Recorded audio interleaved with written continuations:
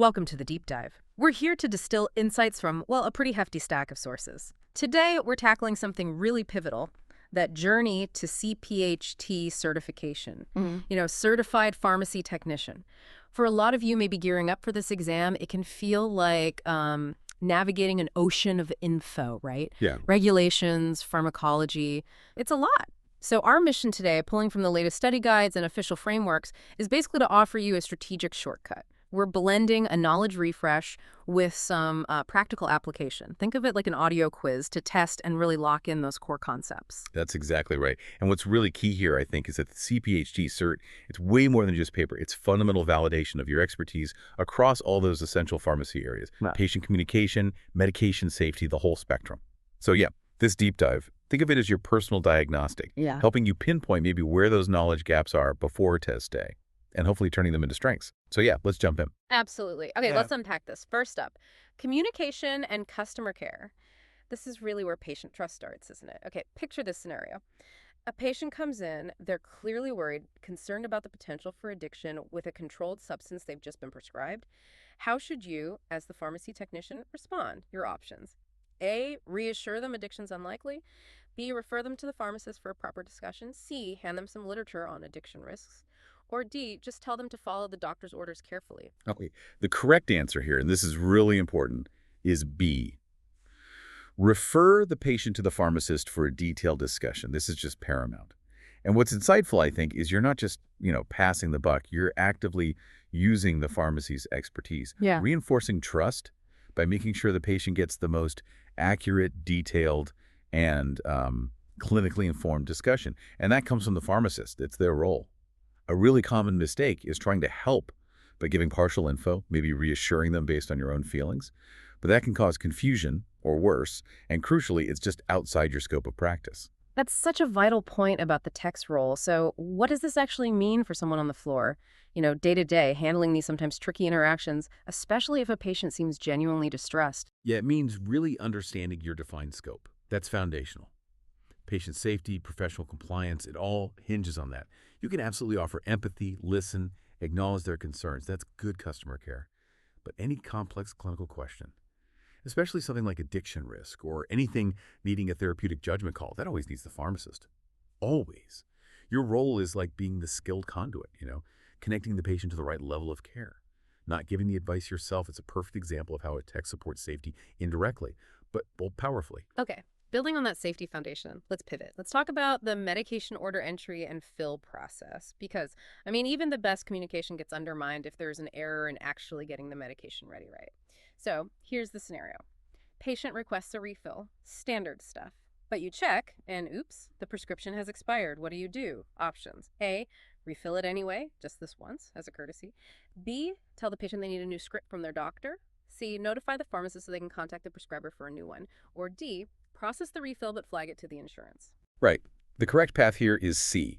Notify the pharmacist to contact the prescriber for a new prescription. This ensures you're following all the rules, all the regulations. Refilling an expired prescription without authorization, that's not just bad practice, it's actually illegal. It could lead to serious trouble, for the pharmacy, for the individual tech or pharmacist involved. Now, option B, telling the patient that's part of it, sure. But the really proactive, compliant, and patient-focused step is involving the pharmacist to get that new order sorted. Keeps everything legal and above board. So the pharmacist's clinical judgment is always the priority, even if the patient's request feels really urgent. But what about that gray area? Say a patient is genuinely out of something critical, like life-sustaining medication, and getting a new script right away seems impossible. Are there any emergency protocols a tech should be aware of, even if they can't act on them alone? That's a really good practical question. It gets on a common tension, doesn't it? In those critical situations, some state laws do allow for a very limited emergency supply. But, and this is the key part, it always requires direct pharmacist intervention and their clinical judgment. Always. A technician's role there. It's to spot the urgency immediately and get it straight to the pharmacist's attention, maybe gather the patient info needed so the pharmacist can make that informed call.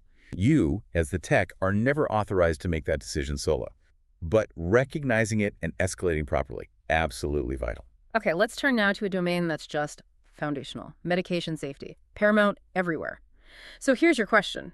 A tech is managing medication inventory. What's the absolute best practice to prevent med errors related to how that inventory is handled? Options. A. Rotate stock regularly and check expiration dates. B. Order huge quantities so you never run out. C. Store meds alphabetically because it's easy.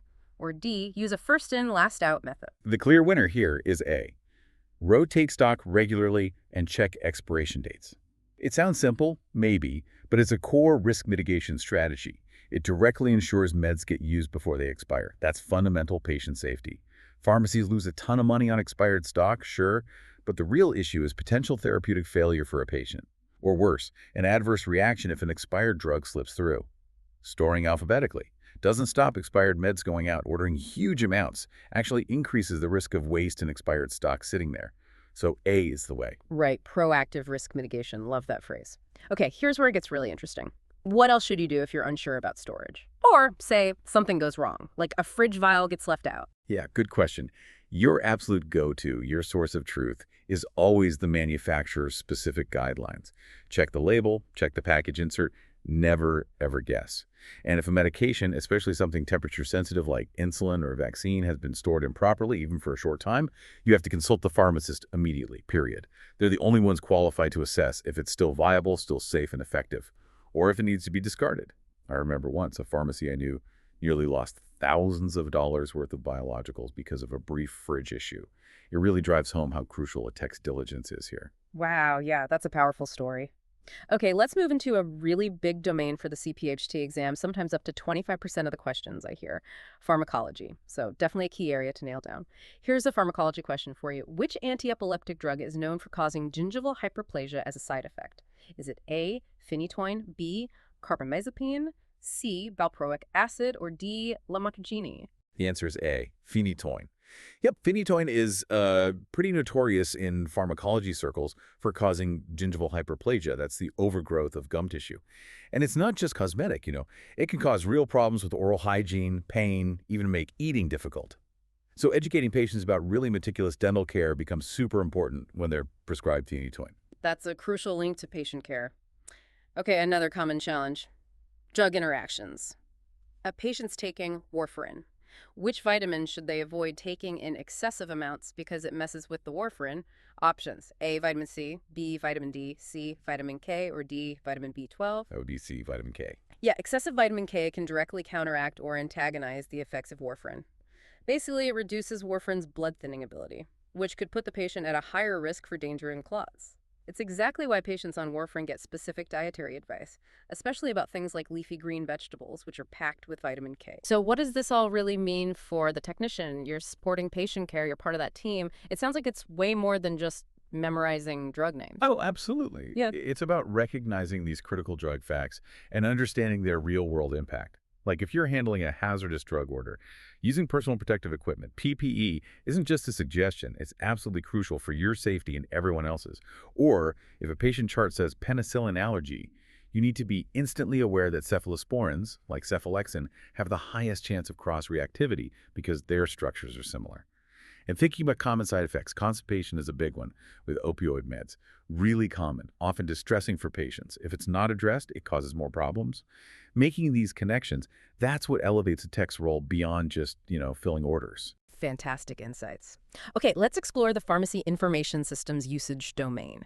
These systems, they're really the backbone of how pharmacies operate now, aren't they? So here's a question. Which feature in these systems is most effective at cutting down the risk of look-alike, sound-alike medication errors, LSA errors? Options: A, those error-prone alerts that pop up. B, drug image confirmation. C, random medication selection, probably not that one. D, manual data entry, definitely not that one. Right. The best answer here is B, drug image confirmation. Visual verification using drug images is a huge help. It's like a digital safety net, right? You physically see the pill or packaging on screen and compare it to what you have. It catches errors that even a careful human eye might miss. Think about Celebrex and Celexa. Look similar, sound similar, totally different drugs. Image confirmation helps prevent mix-ups there.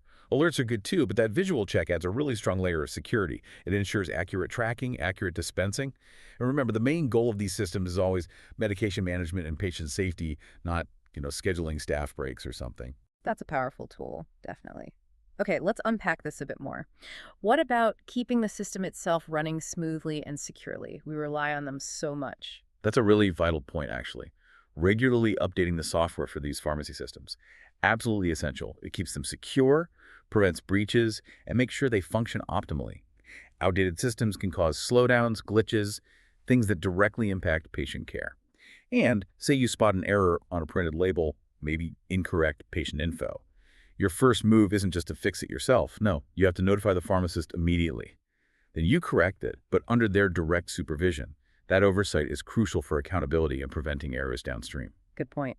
On to our next domain, pharmacy inventory management. This is where efficiency really meets patient care head on. Question for you.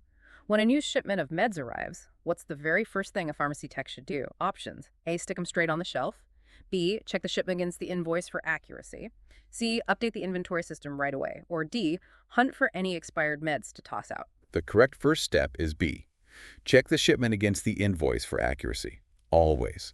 This initial check is critical. It confirms you actually received the right items in the right quantities compared to what was ordered. You do this before anything gets put away or added to the system. Seems simple, but it stops discrepancies, prevents financial loss, and most importantly, ensures you have the right drug for the right patient when needed. And barcode scanning technology. Incredibly useful here.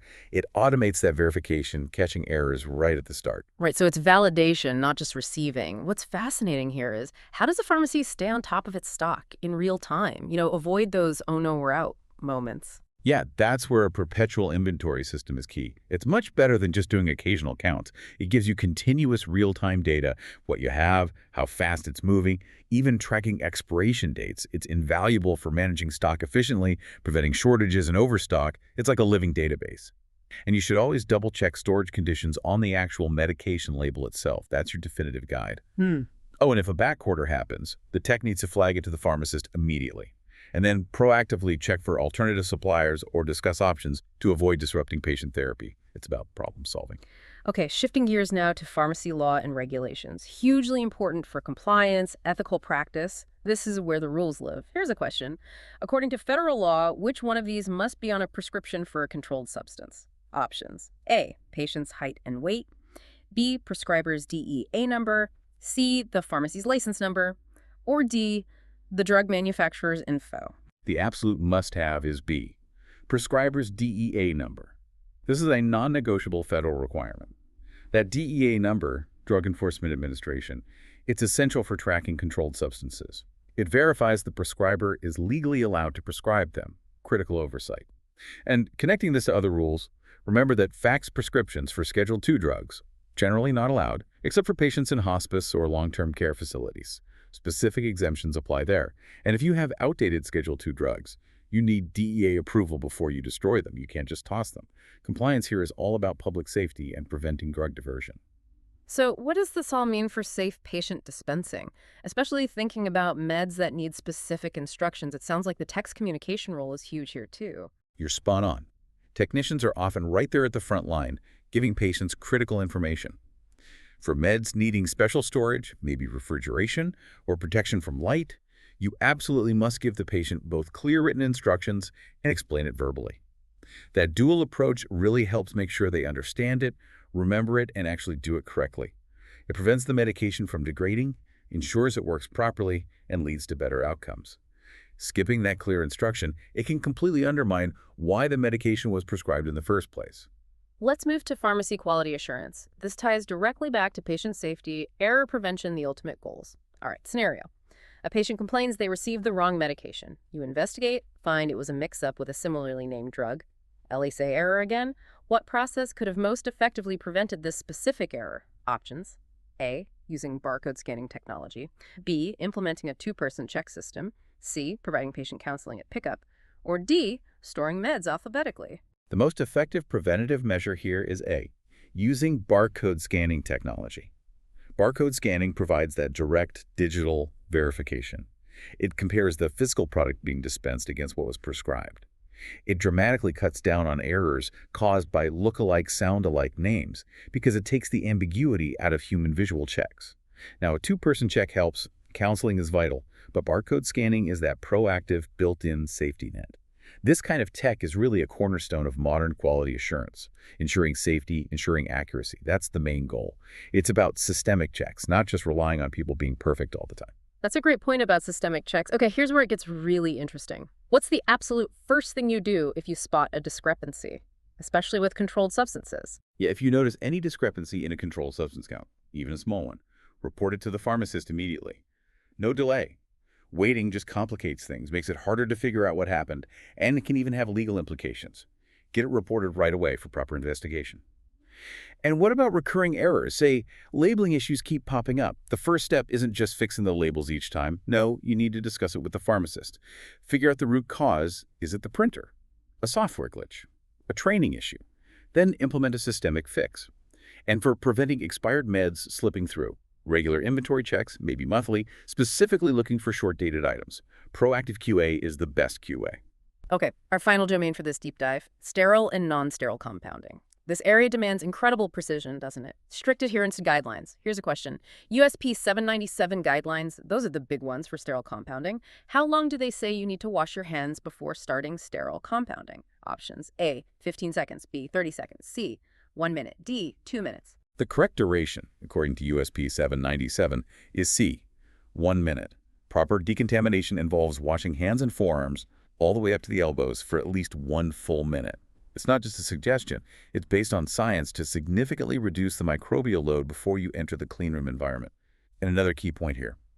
If you're drawing up a sterile product from a glass ampule, you absolutely must use a filter needle. That filter removes any tiny glass particles that might have broken off, ensuring the final product is safe and sterile. So what does this all mean for ensuring accuracy and safety in these compounded preps? The whole process sounds incredibly meticulous. Oh, it absolutely is. Meticulous is the right word. Take compounded capsules, for instance. Using a capsule filling machine isn't just faster. It's essential for getting accurate, consistent doses in each capsule. Precision matters hugely. It's also vital to understand the beyond use date, the BUD. That's different from a manufacturer's expiration date. The BUD tells you when a compounded preparation should no longer be used based on its specific stability and sterility factors. And a common point of confusion I see, people sometimes think the outside of a medication vial is a critical sterile area. It's not. It's outside the sterile field. You disinfect it, sure, but the critical sites are the parts that will actually touch the sterile drug, like the vial stopper after you swab it. Wow. Okay, we have covered an incredible amount of ground today. Just really critical knowledge from every single corner of CPhT prep, patient communication, med safety, law, compounding. It's clear the tech's role is so complex, so vital. It really is. Yeah. And that CPhT certification, it truly validates that expertise across all these critical areas. Yeah. And remember, doing comprehensive practice questions, like the ones we've just worked through, they're specifically designed to feel like the real exam. And more importantly, they help you find those knowledge gaps before you sit for the test. Consistent practice builds confidence and that crucial clinical reasoning. Absolutely. And speaking of solid preparation, if you're looking for a really powerful strategic way to accelerate your CPhT readiness, we definitely need to mention FlashGenius. It's genuinely designed to transform how you study. Yeah, FlashGenius takes a really innovative, adaptive approach. It offers AI-guided learning paths that actually change based on your goals and progress. Makes every study minute count. You can really hone in on weak spots with their domain and mixed practice modes, build that overall readiness. And the real exam simulations, invaluable for getting your pacing right and cutting down that test day stress. Yeah, and not just that, FlashGenius has this AI-powered smart review. It actually pinpoints where you went wrong and gives you instant targeted explanations, turns mistakes into real learning moments. Plus, you get a database of common mistakes to avoid pitfalls, interactive flashcards for quick reviews. It's pretty comprehensive. Oh, and it even has multilingual support, instant translation into 9 languages. Plus a Pomodoro timer for focus, and it acts as a one-stop hub with guides and cheat sheets. Everything you need, basically. It really is a modern AI-powered way to prep. It combines that AI guidance with the gamified learning and smart productivity tools. It's not just about passing. It's about preparing you for actual success in your pharmacy career. Definitely. We really encourage you to check out FlashGenius certifications. Start a free trial, see the difference for yourself. So, as you keep pushing towards your certification, here's a final thought for you to mull over. What's the one CPhT knowledge area you find most challenging right now? What if you decided to deep dive into that specific area next, turning it into a real cornerstone of your expertise to level up your career? Something to think about. Thanks for tuning into the deep dive, and we'll catch you next time.